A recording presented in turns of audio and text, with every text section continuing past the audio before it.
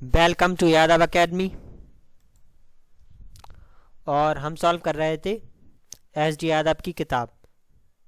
तो प्रतिशत वाला चैप्टर हमारा चल रहा था और इस चैप्टर के करीब 49 क्वेश्चंस तक कर लिए थे। जो किताब है वो है 2019 का एडिशन।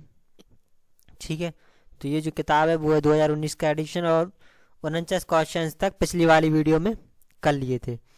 इसके बाद वाले क्वेश्चंस हम इस वाली वीडियो में करेंगे। तो क्वेश्चंस देखते हैं। ये हमारा 50वां क्वेश्चन है। इस क्वेश्चन यहाँ इस वाली वीडियो में हम जितने भी क्वेश्चन करेंगे वो सारे हमारे आय से रिलेटेड हैं। ठीक है, तो इस क्वेश्चन में दिया है श्रीमान कपूर अपनी कुल आय का 20% मकान किराए में खर्च करते हैं और जो शेष बचा उसका 30% घरेलू चीज़ों पर खर्च करते हैं।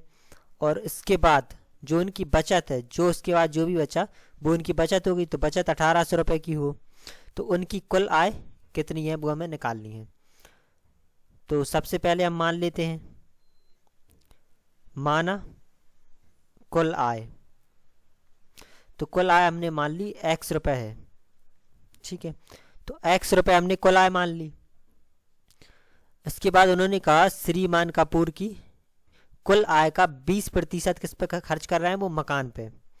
तो 20% मकान पे खर्च करने के बाद अब जो उनके पास पैसे बचेंगे वो बचेंगे 80%। 20% मकान पे खर्च कर दिए, मकान का किराया दे दिया, तो उसके पास बचेंगे उनके पास 80% रुपये। तो मकान के किराए के बाद जो शेष रुपए हैं तो वो हमारे हो जाएंगे x तो कुल आय है और x का कितना 80% शेष बचेगा। तो प्रतिशत हटाएंगे नीचे 100 आ जाएगा। तो x का 80% ये बचा हमारा मकान के किराए के बाद। अब उन्होंने क्या कहा, शेष का 70%। अब जो बचा है हमारे पास ये शेष रुपए बचे, इसका 70% कर दिया घरेलू चीज़ों पर खर्च। घरेलू चीज़ों पर ये इतना खर्च कर दिया, इसका 70%। तो इसके बाद जो बचेगा घरेलू चीज़ों के खर्च करने के बाद जो बचेगा, जब 70% खर्च कर दिया तो ये 30% है वो इनका बचेगा, क्योंकि जो शेष बचे रुपए उनमें से 70% इन्होंने खर्च कर दिया। तो जो बचेगा वो बचेगा 30%। तो जो घरेलू खर्चों के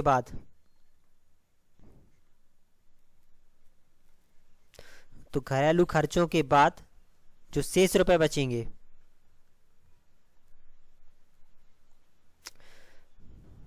तो वो हमारे हो जाएंगे इतने। तो हमारे पहले शेष रुपए हैं और इसका 70% खर्च कर दिया था, तो जो शेष बचेंगे वो बचेंगे 30%, क्योंकि 70 खर्च कर दिया तो जो शेष बचेंगे वो 30% बचेंगे। और जितने जो शेष रुपए बचे वही क्या है, इसकी बचत। तो इसके बाद इसकी बचत कितनी हो रही है 1800 रुपये। तो ये क्या हो गई इसकी बचत, तो ये बराबर में हो जाएगी 1800 रुपये के। इस इक्वेशन को हम सॉल्व कर लेंगे। तो सबसे पहले ये 2 जीरो से 2 जीरो कट गए, ये 100 यहाँ पे मल्टीप्लाई में पहुँच जाएगा। तो x गुणे 8 गुणे 3 ये बराबर में आ जाएगा 1800 गुणे 100। तो x बराबर ये 1800 गुणे 100, यहाँ पे बटे में 8 गुणे 3, ये दोनों नीचे चले आएंगे, गुणा में भाग में पहुँच जाएंगे। तो 3 से काट देंगे, ये 600 बार कट गया। 8 से काट देंगे तो ये हमारा कट जाएगा 8।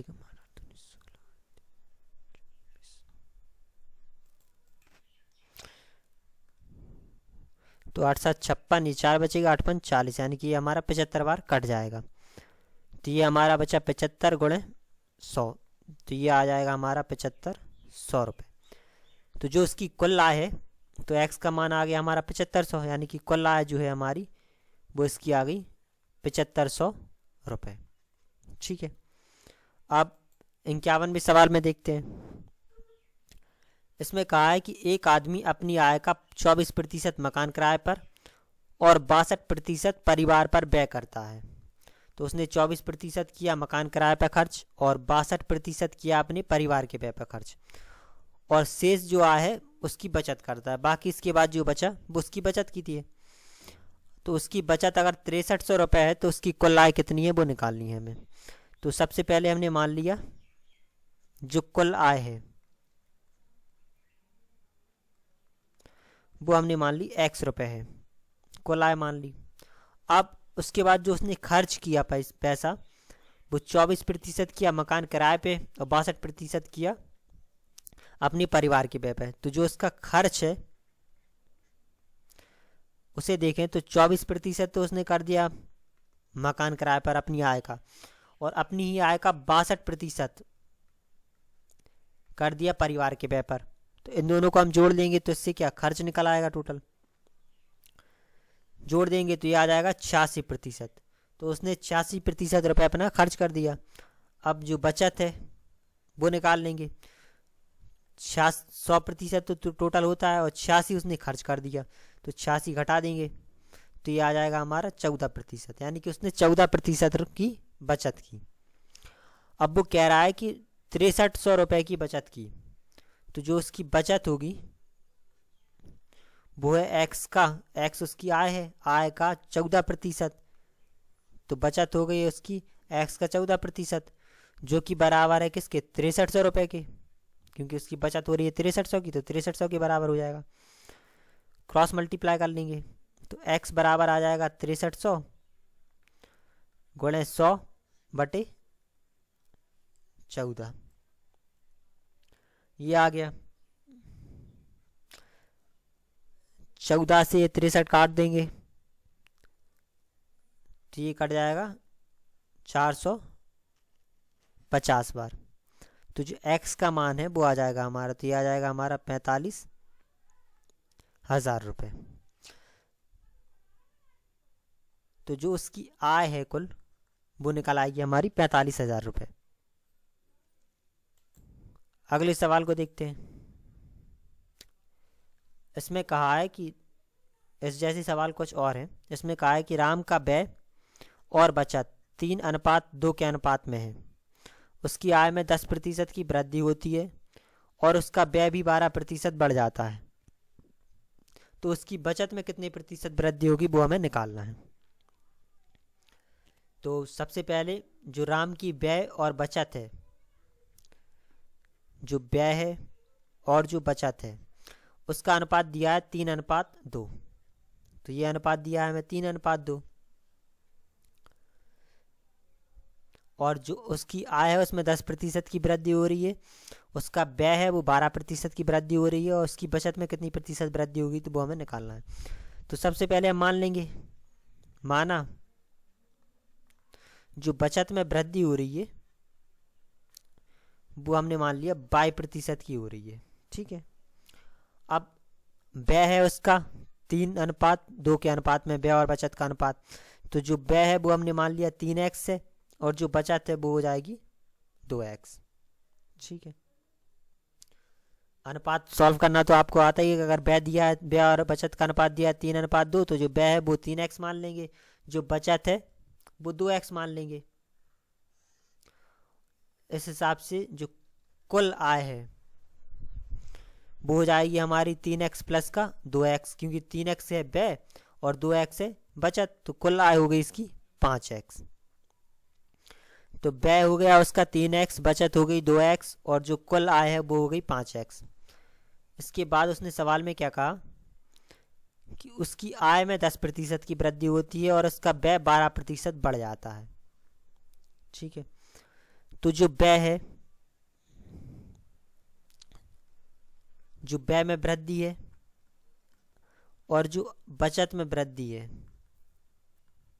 उसे हम जोड़ देंगे, दोनों को, व्यय की और बचत की वृद्धि, जितनी भी वृद्धि हो रही है तो वो हो जाएगी उसकी कुल आय में वृद्धि, इसी के बराबर होगी। तो जो उसका व्यय वृद्धि है तो वो व्यय में वृद्धि हो रही है 12% की, उसकी आय है 3x, 3x का 12% की वृद्धि हो गई। इसके बाद बचत देखते हैं, तो बचत कितनी है उसकी 2x, और इसमें जो वृद्धि हो रही है वो मानी हमने 22%, तो 22/100। जो आय है उसकी वो हो गई टोटल 5x, और जो वृद्धि हो रही है वो हो रही है 10% की, तो 10/100 ये आ जाएगा। इसे सॉल्व कर लेंगे। सबसे पहले इसमें से x/100 कॉमन ले लेंगे, तो x/100 कॉमन लेने पे आ गया ये हमारा 36, 12 का 3 में गुणा हो जाएगा 36 प्लस 2y, और ये बराबर में हो जाएगा हमारा 5x गुणे 10/100। तो ये x से x कट गया, 100 से 100 कट गया, तो ये हमारा बचेगा 36 प्लस का 2y और बराबर में 50। तो जो 2y है इसके बराबर में आ जाएगा 50 माइनस का 36। इन दोनों को घटा देंगे तो ये 2y बराबर आ गया हमारा 14, तो y बराबर आ जाएगा हमारा 7। 2 से 14 कट जाएगा 7 बार में, तो y बराबर आ गया हमारा 7%। तो जो बचत मानी थी हमने y मानी थी, तो y आ गया हमारा 7। तो जो बचत में प्रतिशत होगा, वृद्धि होगी, वो हो जाएगी 7% की। तो इसका आ गया 7%। अब अगले सवाल में देखते हैं।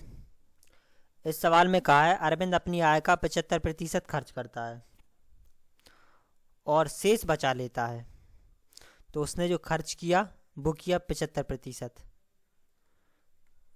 तो जो खर्च है उसका वो हो गया 75%, और शेष बचा लेता है। तो जो उसकी बचत होगी, खर्च 25 कर दिया तो जो बचत होगी वो हो जाएगी उसकी 25%। अब इसके बाद कहा है अपनी आय में 20% की वृद्धि हो जाने पर उसके खर्च में 10% की वृद्धि कर देता है। तो उसकी बचत में कितने प्रतिशत की वृद्धि हो जाएगी? तो जो बचत में वृद्धि है, वृद्धि प्रतिशत वो मान लिया हमने 22%, यानी कि वो अपनी बचत में 22% की वृद्धि हो जा रही है। तो जो खर्च है वो 75% है, जो बचत है वो 25% है। तो इनका हम अनुपात निकाल लेंगे। अनुपात निकाल लेंगे तो ये आ जाएगा 25 से 3 बार में कट जाएगा 3:1। ये प्रतिशत से प्रतिशत कट गया, 25 से ये कट जाएगा, 3 बार में 25 थी 75। तो जो इनकी खर्च का और बचत का अनुपात आएगा वो आ जाएगा 3:1, ये आ गया। तो जो इनका खर्च होगा वो हो जाएगा 3x रुपये, जो बचत होगी वो हो जाएगी x रुपये। तो जो खर्च में वृद्धि होगी और जो बचत में वृद्धि होगी, उन दोनों का जो योग होगा वो हमेशा बराबर होगा कुल आय में वृद्धि। जितनी आय में वृद्धि होगी उससे निकल आएगा। जो खर्च में वृद्धि हो रही है वो हो रही है 10% की। तो खर्च 3x रुपये खर्च कर रहा है और खर्च में कितने की वृद्धि कर दे रहा है वो 10% की। तो ये हो जाएगा 3x का 10%। जो बचत है, बचत में वृद्धि हो रही है 22% माना है हमने, तो x का 22%/100। और जो कुल आय है उसमें हो रही है उसकी 20% की वृद्धि, तो ये हो जाएगा कुल आय हो रही है उसकी 3x ये बचत है और x खर्च है। 3x खर्च है और x बचत है, तो टोटल आय है उसकी 4x, और 4x में 20% की वृद्धि हो गई, तो ये उसकी कुल वृद्धि है। इसमें x/100 कॉमन ले लिया, तो ये हो गया 30 प्लस का y बराबर में हो जाएगा 4x गुणे 20/100। ये 100 से 100 कट गया, x से x कट गया, तो ये हमारा आ गया 30 प्लस का y बराबर 80। तो y बराबर आ गया हमारा 50%। तो यहाँ से y का मान निकल आया, तो ये आ गया हमारा 50%। अब उन्होंने पूछा है उसकी बचत में कितने प्रतिशत वृद्धि हो जाएगी, तो वो हो जाएगी 50% की। अब 54वें सवाल को देखते हैं। इसमें कहा है ए अपनी मासिक वेतन का 20% बचाता है और उसका जो मासिक व्यय है वो है 6000 रुपये। तो उसकी मासिक बचत कितनी है वो हमें निकालनी है। तो सबसे पहले हमने पहले तो मान लिया, माना कुल मासिक वेतन, जो कुल मासिक वेतन है वो हमने मान लिया x रुपये है। अब जो वो बचत करता है, जो उसकी बचत है वो है 20%। और जो उसका खर्च, अगर बचत उसकी 20% है तो जो उसका खर्च होगा वो हो जाएगा 80%। बचाया उसने 20 रुपये हैं तो खर्च कितने करेगा, 80। अब यदि उसकी मासिक व्यय 6,000 रुपये है, उसका जो मासिक व्यय है वो 6,000 रुपये है, तो उसकी आय कितनी, एक्स मानी थी, तो एक्स का 80%, जो उसकी खर्च होगा वो हो जाएगा एक्स का 80%, जो खर्च है वो हो जाएगा एक्स का 80%। जो खर्च है वो कह रहा है कितना है, 6,000 रुपये है। 6,000 मान लिया, सॉल्व कर लेंगे तो एक्स बराबर 6,000 गुणे 100/80। ये 1 0 से 1 0 कट गया, 8 का भाग दे देंगे, 8 56 और 8 40, यानी कि ये आ जाएगा हमारा 75। मल्टीप्लाई कर देंगे तो ये आ गया हमारा 7,500 रुपये। तो जो उसकी कुल मासिक वेतन आया वो आ गया हमारा 7,500 रुपये। जो बचत है वो उसकी 20% है, तो ये हो जाएगा हमारा, जो उसकी बचत है वो है एक्स का 20%। तो एक्स हमारा आ गया 7500, जो आया 7500 आ गया, इसका 20% निकाल लेंगे, काट दिया, मल्टीप्लाई कर देंगे तो ये आ जाएगा हमारा 1,500 रुपये। तो जो उसकी मासिक बचत आ गई वो आ गई हमारी 1,500 रुपये, और जो उसका कुल वेतन निकला वो निकला आया हमारा 7,500 रुपये। हमसे मासिक बचत पूछी थी तो बचत आ गई 1,500। अब इस सवाल में कह रहा है 2,500 लोगों में से केवल 60% बचत करते हैं। तो जो 2,500 लोग हैं उनमें से सिर्फ 60% बचत करते हैं। बचत करने की आदत पाई गई। यदि उनमें से 30% बैंक खाते में और 32% डाकघर में डालते हैं, और जो शेष बचे वो शेयरों में, तो शेयर धारकों की कुल संख्या कितनी है वो हमें बतानी है। तो सबसे पहले हमें दिया है कि जो लोग हैं उनमें से सिर्फ 60% बचत करते हैं। टोटल व्यक्ति है हमारे पास 2,500, इनमें से बचत करने वाले हैं वो हैं हमारे 60%। तो जो बचत करने वाले व्यक्ति हैं वो आ जाएंगे हमारे 2,500 का 60%। सॉल्व कर लेंगे तो ये आ गया हमारा 250 गुणा 6। अब इसके बाद उन्होंने कहा यदि 30% बैंक में और 32% डाकघर में डालते हैं, और जो शेष बचे वो शेयरों में, तो जो शेयरों में डालते हैं उनका प्रतिशत निकाल लेंगे। टोटल प्रतिशत है 100, इनमें से 30 ने डाल दिया बैंक में, और जो 32 हैं उन्होंने डाल दिया डाकघर में। घटा लेंगे तो ये 100 माइनस का ये दोनों जुड़ जाएंगे, ये हो जाएगा 62%। घटा देंगे तो ये घटाने पे आ गया हमारा 38%। ठीक है, तो इसका आ गया हमारा 38%। अब 32% डाकघर में, शेष शेयरों में तो शेयरों के आ गया वो आ गया हमारा 38%। हमें निकालनी है कुल संख्या, तो जो बचत करते हैं वो है हमारे 250 गुणे 6, और इसका निकाल लेंगे हम 38%। तो 1 0 से 1 कट गया, ये 5 से कट जाएगा, 2 बार में 2 से 1 कट गया, 19 बार में मल्टीप्लाई कर लेंगे तो 6 पंचे 30 और गुणे 19, तो ये आ जाएगा हमारा 570। तो जो कुल 570 व्यक्ति ऐसे हैं जो शेयर मार्केट में यूज़ करते हैं, जो अपनी बचत है वो शेयर मार्केट में बचाते हैं। अब 56वें सवाल में कहा है एक आदमी अपनी पूंजी का 1/3 भाग 7% पर, 1/4 भाग 8% पर और शेष 10% पर, यदि उसकी वार्षिक आय 561 है तो पूंजी ज्ञात करनी है। ठीक है,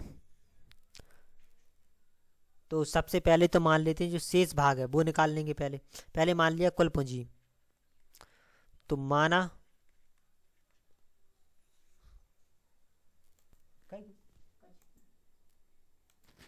तो सबसे पहले हम मान लेंगे कुल पूंजी।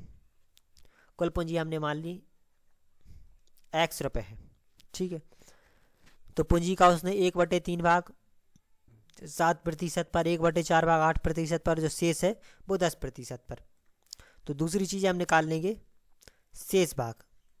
तो कुल भाग हमेशा 1 होगा और उसका 1/3, सबसे पहले 1/3 भाग 7% पर दे दिया तो इसे निकाल देंगे।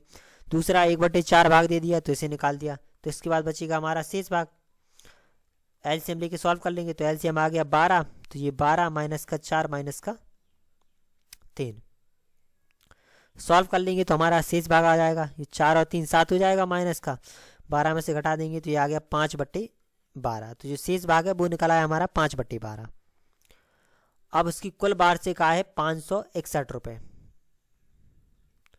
तो जो उसकी वार्षिक आय है वो निकाल लेंगे। तो वार्षिक आय पूंजी का 1/3 भाग, तो पूंजी है उसकी एक्स का 1/3 भाग है और उस पर कितने प्रतिशत ब्याज मिल रहा है 7%। तो 7/100 प्लस दूसरा है 1/4 भाग, तो पूंजी एक्स है और एक्स का 1/4 भाग है। इस पर ब्याज मिल रहा है 8%, तो 8/100 प्लस जो तीसरा है उस पर कितना 10% मिल रहा है। तो पूंजी एक्स है, एक्स का तीसरा भाग है 5/12 निकाल लिया था और इस पर जो पैसा मिल रहा है वो 10% मिल रहा है। तो ये आ गया 10/100। तो ये आ गई वार्षिक आय। तो जो वार्षिक आय दी है हमें दी है 561 के बराबर। तो ये हमें दी है 561 रुपये। इन सबको सॉल्व कर लेंगे। तो सबसे पहले तो हम x/100 कॉमन ले लेंगे। तो x/100 कॉमन ले लिया। तो कॉमन लेने पे ये हमारे पास बचा 7/3, ये बचा 8/4 और ये हमारे पास बचा 50/12। 100 का यहाँ क्रॉस मल्टीप्लाई हो जाएगा तो ये हो जाएगा 561 गुणे 100 बराबर में x। अब इसे एलसीएम लेके सॉल्व कर लेंगे तो एलसीएम आ जाएगा 12, 3 चौका 12, 4 भी जाएगा और ये हो जाएगा 7 चौका 28, 38 24 और प्लस का 50, ये आ गया। अब इन सबको जोड़ देंगे तो ये जोड़ने तो ये हमारा आ गया 561 गुणे 100 बराबर में x गुणे इन सबको जोड़ देंगे तीनों को तो ये हमारा हो जाएगा 102। तो 102/12 क्रॉस मल्टीप्लाई से सॉल्व कर लेंगे तो ये हो जाएगा 561 गुणे 100, ये 12 ऊपर पहुंच जाएगा गुणा में और ये 102 भाग में बराबर में हमारा x का मान हमें निकालना है। तो पहले तो ये काट देंगे, ये 6 बार में कट जाएगा और ये कट जाएगा हमारा 51 से काट देंगे, ये कट गया 11 बार में। मल्टीप्लाई कर देंगे तो ये आ गया 6600 बराबर x। तो जो x का मान निकला वो निकला है हमारा 6600। तो जो पूंजी है वो हमारी निकल आई 6600 रुपये। ठीक है, अब अगला सवाल देखते हैं। अगले सवाल में कहा है कि एक व्यक्ति अपनी आय का 75% खर्च करता है और अनंतर उसकी आय 20% बढ़ जाती है और खर्च में 15% की वृद्धि कर देता है।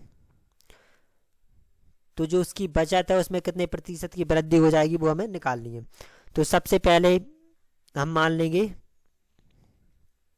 हमें खर्च दिया है, तो सबसे पहले हमें खर्च दिया है 75%। तो जो उसकी बचत होगी वो हो जाएगी 25%, क्योंकि खर्च दिया है 75, बचत हो जाएगी 25। अब खर्च और बचत का हम अनुपात निकाल लेंगे तो ये प्रतिशत से प्रतिशत कट गया, 25 से 1 कट जाएगा तो ये आ जाएगा 3:1। तो जो इनकी बचत आई, बचत का अनुपात आ गया हमारा 3:1। अब उसकी आय में 20% की वृद्धि हो रही है और खर्च में 15% की, तो हमें बचत में कितने प्रतिशत की वृद्धि होगी निकालनी हो। तो हमने बचत में वृद्धि प्रतिशत मान लिया कि 22% है। ठीक है, अब जो खर्च है उसका वो हो जाएगा 3x, जो बचत है वो हो गई हमारी x। तो जो उसकी खर्च में वृद्धि है और जो बचत में वृद्धि है जो इनका योग होगा वो हो जाएगा आय में वृद्धि। ठीक है, तो ये हमारा आय में वृद्धि आ गया। तो जो खर्च में वृद्धि हो रही है वो हो रही है 15% की। तो खर्च में वृद्धि है 15% की, तो खर्च है 3x और इसमें वृद्धि होगी 15% की, तो 15/100। और बचत में वृद्धि हमने मानी थी 22%, तो बचत है इसका x, वृद्धि हो रही है 22% की, तो प्रतिशत हटाएंगे तो नीचे 100 आ जाएगा। आय में वृद्धि, खर्च 3x है, बचत 4x है, तो जो टोटल आय हो जाएगी 3x है, तो टोटल आय हो जाएगी हमारी 4x। और जो वृद्धि हो रही है आय में वो हो रही है इसकी 20%, तो ये हो जाएगा 20/100। इसमें से x/100 कॉमन ले लिया सबसे पहले, तो ये आ गया हमारा 45 प्लस y बराबर ये हमारा 4x गुणे 20/100 है, तो 100 से 100 काट दिया, x से x कट जाएगा, तो ये हमारा 45 प्लस का y बराबर इन दोनों का मल्टीप्लाई कर देंगे तो ये आ गया 80, तो y बराबर हो जाएगा हमारा 80 माइनस का 45, घटा देंगे तो घटाने पे आ गया हमारा 35%। तो जो बचत में वृद्धि हो रही है वो हो रही है 35% की। ठीक है, अब अगला सवाल, अगले सवाल में कहा है कि रतन की व्यय और बचत है वो 5:1 के अनुपात में है और उसका वेतन है वो 25% बढ़ा दिया जाता है और बचत में 15% की वृद्धि होती है, तो उसके व्यय में कितने प्रतिशत की वृद्धि है ये हमें निकालना है। तो सबसे पहले हमें दिया है व्यय और बचत, इन दोनों का अनुपात दिया है तो 5:1। दूसरी बात, व्यय में प्रतिशत वृद्धि निकालनी है, तो व्यय में प्रतिशत वृद्धि हमने मान ली 22% है। जो व्यय होगा वो हो जाएगा 5x, जो बचत है वो हो जाएगी हमारी x, जो व्यय में वृद्धि होगी वो हो जाएगी 5x का 22%, तो 22/100 ये हो जाएगी x का 15%, जो बचत में वृद्धि है 15%, तो 15/100 बराबर, अब जो कुल आय है, कुल आय हो गई 5x और x, तो ये हमारी हो गई कुल आय 6x और 6x का ये दे रहा 15% बढ़ गया तो 25%, तो 25/100 ये आ गया। इसमें से हम x 5x/100 कॉमन ले लेंगे, 5x/100 कॉमन ले लिया क्योंकि ये तीनों में आ जाएगा, तो यहाँ पे बचेगा हमारा y/100, यहाँ पे बचेगा हमारा y प्लस ये बचेगा हमारा 3 बराबर में आ जाएगा 6x गुणे 25/100, तो 100 से 100 कट गया, ये 5 से ये कट जाएगा 5 बार में, तो ये हमारा y प्लस का 3 बराबर में आ गया, ये x से x कट गया, तो ये आ गया 30, तो y बराबर हमारा आ जाएगा 30 माइनस का 3 घटा देंगे तो ये आ गया 27%। ठीक है, इसका आ गया 27%, तो व्यय में वृद्धि आ गई हमारी 27%, और यही हमसे पूछा था, तो व्यय में वृद्धि निकल आई हमारी 27%। इस सवाल को देखते हैं। इसमें कहा है कि 3 व्यक्ति ABC जिनके वेतन को जोड़कर 72,000 है, क्रमशः अपने वेतन का 20, 80, 85 और 75% खर्च कर देते हैं। तो उन्होंने कितना 80, 85 और 75 खर्च कर दिया। इसके बाद तीनों की जो बचत का अनुपात है वो दिया हमें 8:9:20। तो सबसे पहले जो हमारे ABC हैं इन तीनों की आय मान लेते हैं। तो जो A है उसकी आय मान ली हमने x रुपये है, जो B है उसकी आय मान ली y रुपये है, और जो C है इसकी आय मान ली हमने z रुपये है। ये हमने आय मान ली। आय मानने के बाद अब जो वेतन है इसमें हमें ये वाला अनुपात दिया है हमें बचत का, तो यहाँ पे भी हम बचत का अनुपात निकाल लेंगे, बचत का अनुपात। तो इसमें जो वेतन है इसको देख, इसमें कहा है कि उनके वेतन का 80%, 85% और 75% खर्च कर देते हैं। तो ए ने कितने खर्च कर दिए 80%, तो जो उसके पास बचेंगे वो बचेंगे 20%। उसकी आय x है, तो जो उसकी बचत होगी वो हो जाएगी x का 20%। इसी तरीके से जो बी है उसने कितना 85% खर्च कर दिया, उसकी आय है बी बाई, तो ये हो जाएगा बाई का 15% बटे 100, यानी कि उसने 15% बचाया।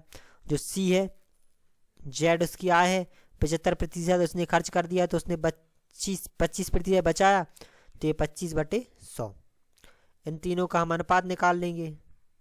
ये तीनों की बचत आ गई, बचत के बाद हम इनका अनुपात निकाल लेंगे। तो ये तीनों 100 कट जाएंगे और ये 5 से कट जाएगा, तो ये 4, ये 3 और ये 5। अनुपात में हमेशा एक से ही तीनों कटने चाहिए। ऐसे ये 100 तीनों में थे इसलिए काट दिया हमने, और यहाँ पे 5 से तीनों कट रहे थे इसलिए हमने तीनों काट दिए 5 से। तो जो इनका अनुपात आ गया वो आ गया हमारा 4x 3y और 5z, ये इनका अनुपात आ गया। और यहाँ पे x क्या है, इसकी आय का अनुपात है XYZ, आय निकल आएगी। अब इन्होंने क्या कहा कि क्रमशः अपने वेतन का ये हो गया, और इन तीनों की जो बचत का अनुपात है वो दिया है 8, 9 और 20।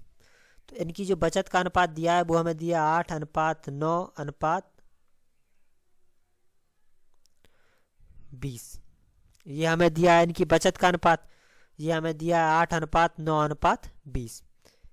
ये भी क्या है, बचत का अनुपात, और ये भी क्या है, हमारा बचत का अनुपात। तो ये दोनों अनुपात बराबर होंगे, तो यहाँ से हम x का मान निकाल लेंगे, ये दोनों कैसे बराबर होंगे, तो ये हो जाएगा हमारा 4x बराबर 8, तो x बराबर आ गया 2, ये हमारा है 3x बराबर 9, तो x बराबर आ जाएगा हमारा 3। उसके बाद ये तीसरा हमारा दिया है 5z बराबर 20, तो z बराबर आ जाएगा हमारा 4, ये बाई है 3/। तो जो x बाई और जो z इन तीनों का अनुपात आ गया वो आ गया हमारा 2:3:4। तो ये हमारा XYZ का अनुपात आ गया। तो XYZ यहाँ पे है इनकी आय, तो अब ये हमारा इनकी आय का अनुपात आ गया, क्योंकि XYZ हमने माना था आय, तो अब हमारा निकल आया आय का अनुपात। और जो टोटल आय है वो हमें दी है 7200। तो जो आय है x की वो हमने मान ली 2m, इसकी मान ली 3m, और जो चौथा वाला सी था इसकी मान ली हमने 4m। और जो कुल आय दी है हमें वो दी है 72,000। तो ये हो जाएगा 2m प्लस का 3m प्लस का 4m बराबर में आ गया हमारा 72,000 रुपये। ये 72,000 आ गया, जोड़ देंगे तो ये हो गया हमारा 9m बराबर 72,000, 9 से ये कट जाएगा तो ये कट गया हमारा 8,000 बार, तो m का मान आ गया हमारा 8,000 रुपये। अब सवाल में हमसे पूछा है कि ए का वेतन, तो ए का वेतन हमने माना था x, तो हमसे ए का वेतन पूछा है, तो ए का वेतन x हमने हमारा ये माना था हमने 2 आ गया था, यहाँ पे आया था हमारा 2m। तो जो x का वेतन आया था वो आया था 2m, तो ये हो जाएगा 2 गुणे m आ गया हमारा 8,000, तो 8,000 गुणा कर देंगे तो ये हमारा आ जाएगा 16,000 रुपये। तो जो ए का वेतन आया वो आ गया हमारा 16,000 रुपये। अब 60वें सवाल में देखते हैं। इसमें कहा है कि किसी आदमी अपनी पूंजी का 1/4 भाग 3% पर, 2/3 भाग 5% पर और शेष 11% पर देता है, तो समग्र पूंजी में मिलने वाले ब्याज का प्रतिशत कितना होगा। तो सबसे पहले हमने मान लिया जो पूंजी है वो है x रुपये, हमने पूंजी मान ली, और उसके बाद जो शेष पर ब्याज है वो 11% है। तो सबसे पहले हम ये शेष निकाल लेंगे कि जो शेष भाग है वो है कितना। कुल भाग हमेशा 1 होता है हमारा, उसमें से उसने क्या कहा 1/4 भाग 3% पर दे दिया, तो 1/4 भाग दे दिया। उसके बाद 2/3 5% पर दे दिया, तो इसने क्या 2/3 और दे दिया, तो अब ये हमारा शेष 2/3, तो ये अब हमारा शेष वाला बचेगा। एलसीएम लेके सॉल्व कर लेंगे, तो एलसीएम आएगा 12, ये हो गया 12 माइनस का 3 और माइनस का 8, तो जो शेष भाग बचा वो बचा हमारा 1/12। तो उन्होंने हमसे पूछा है समग्र पूंजी पर मिलने वाला ब्याज प्रतिशत कितना होगा। तो सबसे पहले हम निकाल लेंगे ब्याज, जो कुल ब्याज है वो निकाल लेंगे, कुल ब्याज निकाल लेंगे। तो कुल ब्याज के लिए क्या कहा, अपनी पूंजी के 1/4 भाग पर 3%। तो पूंजी उसकी एक्स है, उसका 1/4 यानी कि 1/4 ब्याज मिल रहा है 3%, 3/100 हो जाएगा। दूसरा 2/3 पर 5%, पूंजी एक्स है, इसका 2/3 है, 2/3 पर मिल रहा है 5% का ब्याज, तो ये 5/100 आ गया। और जो शेष बचा हमारा 1/12, तो एक्स का 1/12 भाग पर जो से ब्याज मिल रहा है वो मिल रहा है 11%, तो 11/100 ये आ गया। ये हमारा कुल ब्याज निकल आया। तो सबसे पहले हम x/100 कॉमन ले लेंगे। कॉमन लेने पे ये हमारा बचा 3/4 प्लस ये बचा हमारा 10/3 और प्लस का ये बचा हमारा 11/12। अब इसे हम सॉल्व कर लेंगे। तो ये है हमारा x/100, एलसीएम ले लेंगे तो ये आ गया 12, तो ये हो गया 9 प्लस ये 40 प्लस का 11, सबको जोड़ देंगे तो ये आ गया x/100 गुणे 60/12। तो ये 12 से काट देंगे तो ये 5 बार कट गया, तो x/100 और गुणे 5। तो ये हमारा निकल आया ब्याज, कुल ब्याज। कुल ब्याज आ गया हमारा x गुणे 5/100। तो इसे हम ऐसा भी लिख सकते हैं x गुणे 5/100। 100 हटा देंगे तो ये हमारा हो जाएगा x गुणे 5%, क्योंकि प्रतिशत हटाते हैं तो 100 आ जाता है। 100 हटा देंगे तो ऊपर प्रतिशत आ जाएगा। तो जो कुल ब्याज मिला वो x पर 5% का मिला। तो जो उसकी ब्याज प्रतिशत है वो निकल आएगा हमारा 5%। ठीक है, अब अगले सवाल को देखते हैं। अगले सवाल में कहा है किसान अपने वेतन का 30% भोजन पर व्यय करता है और 3% एक धर्मार्थ ट्रस्ट में दान करता है। वह इन दोनों मतों पर कुल कितने 2310 रुपये व्यय करता है। तो उस महीने का कुल वेतन कितना है वो हमें निकालना है। तो सबसे पहले हमने मान लिया जो कुल वेतन है वो मान लिया हमारा x रुपये है। अब जो उसका व्यय जो व्यय कर रहा है वो जो कुल व्यय है उसका वो उसने किया 30% भोजन पर, तो कुल व्यय 30% कर दिया भोजन पर। और उसके बाद 3% एक धर्मार्थ ट्रस्ट में, प्लस का 3% धर्मार्थ ट्रस्ट में, तो टोटल 33% उसने व्यय कर दिया। और तो जो कुल व्यय उसका दिया है वो व्यय कर दिया उसने, वो कर दिया 2310 रुपये। 33% व्यय कर दिया यानी कि x का 33% उसने खर्च कर दिया। जो व्यय आएगा उसका वो आ गया x का 33%, जो कि दिया है 2310 रुपये। सॉल्व कर लेंगे तो x बराबर में हो जाएगा 2310 गुणे 100/33। 33 से काट देंगे तो ये आ जाएगा हमारा 70 बार। मल्टीप्लाई कर लेंगे तो ये आ जाएगा x बराबर 7000। तो जो कुल आय है उसकी महीने का जो कुल वेतन है वो आ जाएगा इसका 7000 रुपये। अब 62वें क्वेश्चन को देखते हैं। इसमें कहा है श्री x अपने वेतन का 35% भोजन पर और 5% बच्चों की शिक्षा पर खर्च करता है और 1 जनवरी 2011 में इन दोनों मतों पर टोटल 17,600 रुपये खर्च किए। तो उस महीने का वेतन कितना था वो हमें निकालना है। तो सबसे पहले हमने मान लिया जो वेतन है, वेतन था उसका x रुपये, और जो कुल व्यय है जो कुल खर्च है, तो कुल खर्च में उसने 35% किया भोजन पर और 5% किया बच्चों की शिक्षा पर। तो जो कुल खर्च किया वो किया उसने 40%। तो जो कुल खर्च है वो आ जाएगा हमारा x का 40%। तो प्रतिशत हटाएंगे नीचे 100, यानी कि x का 40% उसने कुल खर्च कर दिया। और जो इन दोनों मतों पर जो कुल खर्च है वो है उसका 17,600 रुपये। तो जो खर्च है वो है 17,600 रुपये। सॉल्व कर लेंगे तो ये x बराबर, ये हमारा 17,600 गुणा 100 बटे 40 हो जाएगा। एक जीरो से ये जीरो कट गया, 4 से इसे काट देंगे तो ये कट जाएगा, 4 चौको 16, 4 चौको 16, 2 जीरो। तो x बराबर क्रॉस मल्टीप्लाई कर देंगे, इनका मल्टीप्लाई हो जाएगा तो ये हो जाएगा हमारा 44,000 रुपये। तो x आ गया हमारा 44,000, यानी कि जो वेतन माना था वो आ गया हमारा 44,000 रुपये। तो इससे वेतन निकल आएगा, ये आ गया हमारा 44,000 रुपये। ठीक है, तो इस वीडियो में इतने ही क्वेश्चन, आगे की क्वेश्चन हम अगली वाली वीडियो में करेंगे। Thank you.